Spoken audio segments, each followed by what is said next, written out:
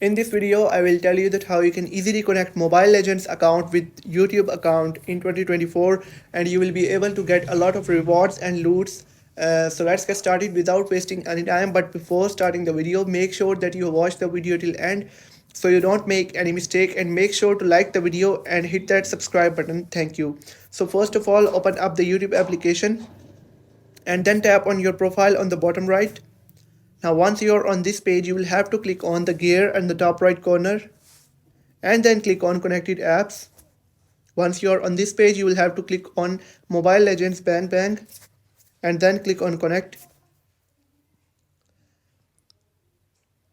It will take some time to load and it will take you to a new page.